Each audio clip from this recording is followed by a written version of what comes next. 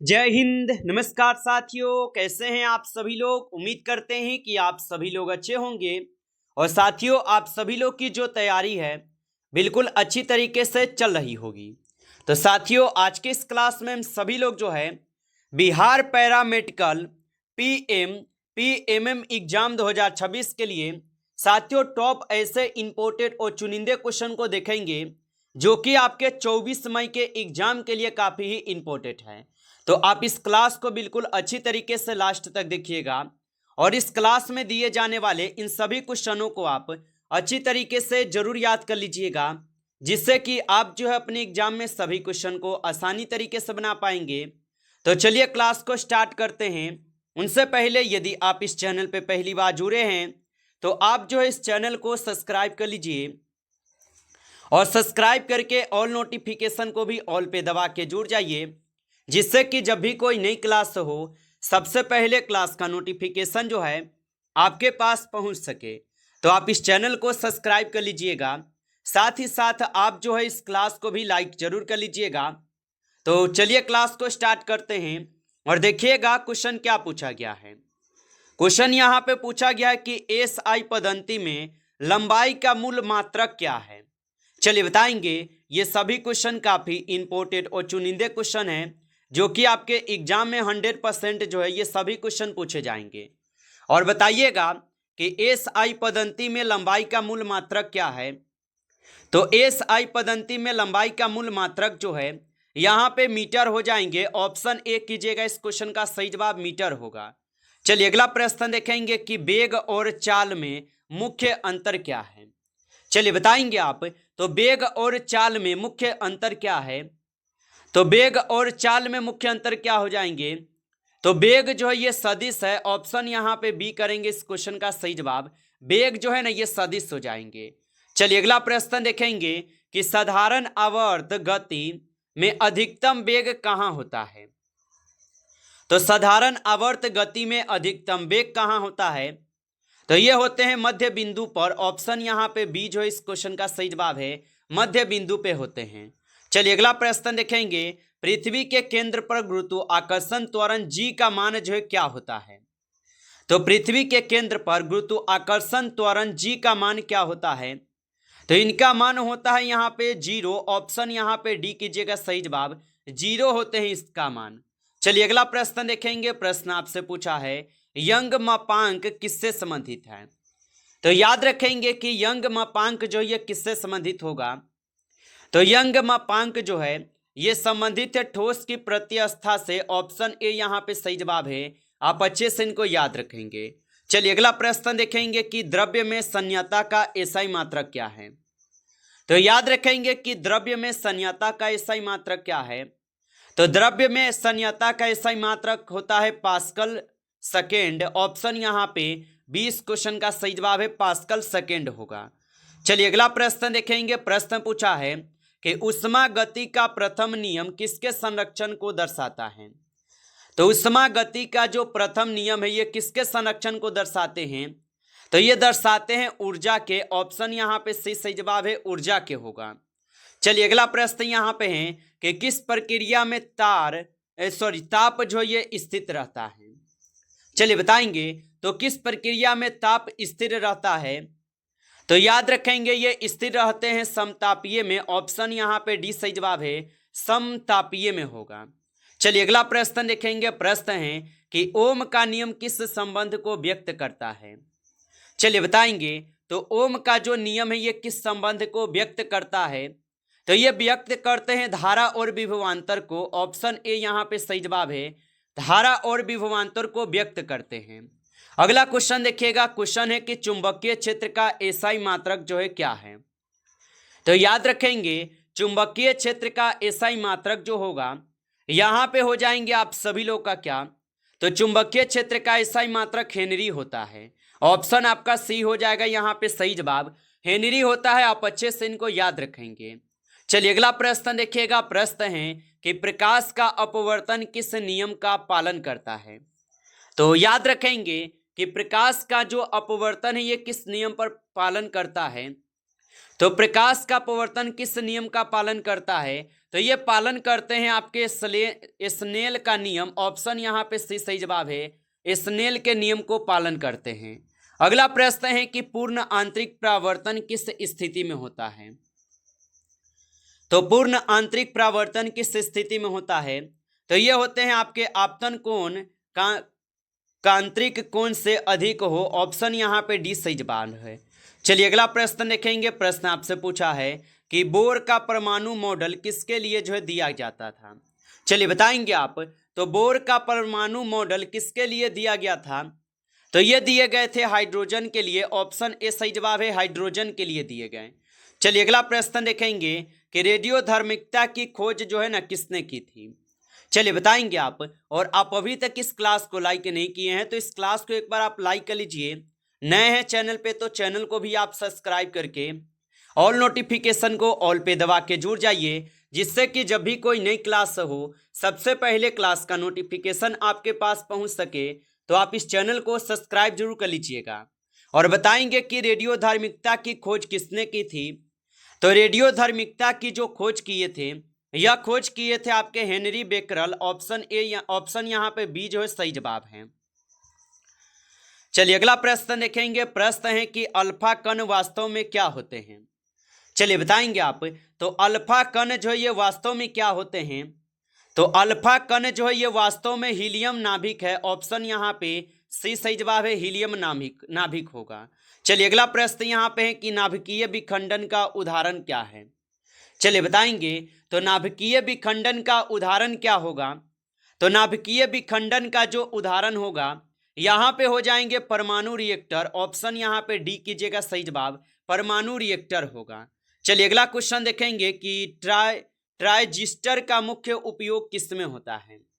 तो ट्रांजिस्टर का मुख्य उपयोग जो है किस में होता है, तो ट्रांजिस्टर का जो मुख्य उपयोग होता है, इसका उपयोग होता है प्रवर्धन में। ऑप्शन ए सही जवाब है।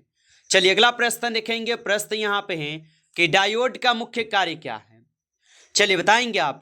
तो डायोड का मुख्य कार्य क्या है, तो डायोड का जो मुख्य कार्य होगा ये हो जाएंगे आपके धारा को एक दिशा में प्रवाहित करना। ऑप्शन यहाँ पे 20 क्वेश्चन का सही जवाब है। चलिए अगला प्रश्न देखेंगे। प्रश्न आपसे पूछा है कि विद्युत चुंबकीय तरंग में सबसे अधिक ऊर्जा जो ये किसकी होती है। तो याद रखेंगे आप कि विद्युत चुंबकीय तरंग में सबसे अधिक ऊर्जा किसकी होती है। तो विद्युत चुंबकीय तरंग में सबसे अधिक ऊर्जा जो है यहाँ पे हो जाएंगे आप सभी लोग का किसका, तो गामा किरणें के होगा। ऑप्शन सी सही जवाब है, गामा किरणें। चलिए अगला प्रश्न देखेंगे। प्रश्न आपसे हैं कि फाइबर ऑप्टिक्स किस सिद्धांत पर कार्य करता है। तो फाइबर ऑप्टिक्स किस सिद्धांत पर कार्य करता है, तो ये कार्य करते हैं पूर्ण आंतरिक परावर्तन पे। ऑप्शन यहाँ पे डी इस क्वेश्चन का जो है सही जवाब होगा, पूर्ण आंतरिक परावर्तन पे। चलिए अगला प्रश्न देखेंगे। प्रश्न पूछा है यदि किसी वस्तु का द्रव्यमान दोगुना कर दिया जाए और त्वरण आधा कर दिया जाए तो बल पर क्या प्रभाव पड़ेगा। तो याद रखेंगे आपकी यदि किसी वस्तु का द्रव्यमान दोगुना कर दिया जाए और त्वरण आधा कर दिया जाए तो बल पर क्या प्रभाव पड़ेगा। तो आप लगाएंगे कि बल पर क्या प्रभाव पड़ेगा, तो बल जो है ये समान रहेगा। ऑप्शन ए सही जवाब है, बल जो है ये समान रहेगा। चलिए अगला प्रश्न देखेंगे। प्रश्न है कि सरल आवर्त गति में आवर्तकाल किस पर निर्भर नहीं करता है। तो सरल आवर्त गति में आवर्तकाल किस पर निर्भर नहीं करता है, तो याद रखेंगे 22 नंबर क्वेश्चन का आप सही जवाब जो है ऑप्शन ए करेंगे, आयाम होगा। ऑप्शन ए सही जवाब है, आयाम हो जाएंगे। अगला प्रश्न देखिएगा कि किसी तापमान पर सेल्सियस और फारेनहाइट का मान समान होता है। चलिए बताएंगे। तो किस तापमान पर सेल्सियस और फारेनहाइट का मान समान होता है, तो 23 नंबर क्वेश्चन का सही जवाब लगाएंगे -40 डिग्री सेल्सियस पे हो जाएंगे। ऑप्शन आपका सी सही जवाब है, -40 डिग्री सेल्सियस पे हो जाएंगे। अगला प्रश्न देखिएगा कि किस माध्यम में प्रकाश की चाल सबसे कम होती है। तो याद रखेंगे कि किस माध्यम में प्रकाश की चाल सबसे कम होती है, तो याद रखेंगे प्रकाश की जो चाल है सबसे कम जो होती है ये कांच में होते हैं। ऑप्शन आपका डी सही जवाब है, कांच में होगा। चलिए अगला क्वेश्चन देखेंगे। क्वेश्चन है कि विद्युत धारा का स्थायी मात्रक क्या है। तो विद्युत धारा का एसआई मात्रक जो है यहाँ पे एम्पियर हो जाएगा। ऑप्शन ए सही जवाब है, एम्पियर हो जाएंगे। आप अच्छे से इनको जो है याद रखेंगे। चलिए अगला प्रश्न देखिएगा। प्रश्न यहाँ पे पूछा गया है आपसे, और प्रश्न क्या पूछा है आपसे यहाँ पे कि चुंबकीय क्षेत्र रेखाएं जो है कैसी होती है। तो चुंबकीय क्षेत्र रेखाएं कैसी होती है, तो चुंबकीय क्षेत्र रेखाएं जो होती है ये होते हैं आपके बंद वक्र। ऑप्शन यहाँ पे बी सही जवाब है, बंद वक्र होते हैं। अगला प्रश्न देखेंगे। प्रश्न है कि प्रकाश के तरंग सिद्धांत के अनुसार प्रकाश क्या है। तो प्रकाश के तरंग सिद्धांत के अनुसार प्रकाश क्या होगा, तो याद रखेंगे ये हो जाएंगे विद्युत चुंबकीय तरंग। ऑप्शन यहाँ पे जो है सी इस क्वेश्चन का बिल्कुल सही जवाब होगा। चलिए अगला प्रश्न देखेंगे। रदरफोर्ड के परमाणु मॉडल की मुख्य कमी क्या थी। तो याद रखेंगे कि रदरफोर्ड के परमाणु मॉडल की मुख्य कमी क्या थी। तो रदरफोर्ड के परमाणु मॉडल की मुख्य कमी जो है यहाँ पे हो जाएंगे आपके परमाणु स्थिर क्यों हैं और नहीं बताया। ऑप्शन यहाँ पे जो है सी सही जवाब है। इस क्वेश्चन का आंसर याद रखेंगे। आगे देखिए अगला क्वेश्चन यहाँ पे पूछा है अर्धचालक का उदाहरण कौन सा है। चलिए बताएंगे आप। तो अर्धचालक का उदाहरण जो है यहाँ पे कौन सा होगा। तो अर्धचालक का जो उदाहरण हो जाएंगे यहाँ पे हो जाएंगे आप सभी लोग का कौन, तो सिलिकॉन जो ये अर्धचालक का उदाहरण है। ऑप्शन बी सही जवाब है। चलिए अगला प्रश्न देखेंगे कि रेडियो संचार में किस तरंग का उपयोग जो है किया जाता है। तो याद रखेंगे रेडियो संचार में किस तरंग का उपयोग किया जाता है।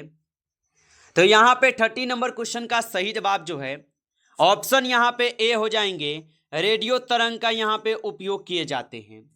आगे देखिए अगला क्वेश्चन यहाँ पे है कि रसायन विज्ञान किसका अध्ययन है। तो रसायन विज्ञान किसका अध्ययन होगा।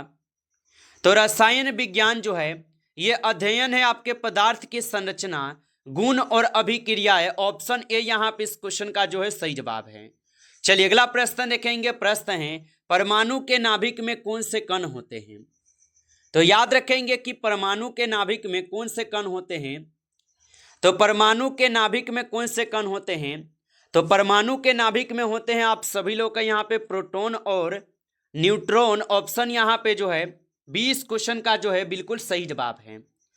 चलिए अगला प्रश्न देखेंगे। प्रश्न यहाँ पे पूछा गया है, और प्रश्न क्या आपसे यहाँ पे पूछा गया है। प्रश्न पूछा है कि आवर्त सारणी का आधुनिक नियम किसने दिया था। तो आवर्त सारणी का जो आधुनिक नियम है ये किसने दिया था। तो आवर्त सारणी का आधुनिक नियम किसने दिया, तो ये नियम दिए हुए थे आपके हेनरी मोसले। ऑप्शन यहाँ पे सी सही जवाब है, हेनरी मोसले के द्वारा। अगला प्रश्न है कि आयनिक बंधन कैसे बनता है। तो आयनिक बंधन कैसे बनता है। तो आयनिक बंधन बनते हैं इलेक्ट्रॉन के हस्तांतरण से। ऑप्शन यहाँ पे डी जो है इस क्वेश्चन का सही जवाब है। चलिए अगला प्रश्न देखेंगे कि रासायनिक संतुलन में अग्रगामी और प्रत्यगामी अभिक्रियाएं कैसी होती हैं। तो रासायनिक संतुलन में अग्रगामी और प्रत्यागामी अभिक्रियाएं कैसी होती है। तो ये होते हैं समान दर से होती है। ऑप्शन यहाँ पे जो है ए सही जवाब है, समान दर से होती है। ऑप्शन ए यहाँ पे इस क्वेश्चन का सही जवाब है। नमस्कार साथियों, इस क्लास में आपके टॉप 35 क्वेश्चन थे जो काफ़ी इंपॉर्टेंट और चुनिंदे क्वेश्चन थे। साथियों यदि आपको क्लास अच्छा लगा हो तो आप इस क्लास को एक बार लाइक कर लेंगे, और नए जुड़े हैं आप इस चैनल पे तो चैनल को भी आप सब्सक्राइब कर लीजिए, और सब्सक्राइब करके आप ऑल नोटिफिकेशन को भी ऑल पे दबा के जुड़ जाइए, जिससे कि जब भी कोई नई क्लास हो सबसे पहले क्लास का नोटिफिकेशन आपके पास पहुंच सके। तो आप इस चैनल को सब्सक्राइब कर लीजिएगा। चलिए फिर मिलते हैं आपसे एक नेक्स्ट टॉपिक के साथ नेक्स्ट क्लास में। तब तक के लिए जय हिंद, जय भारत।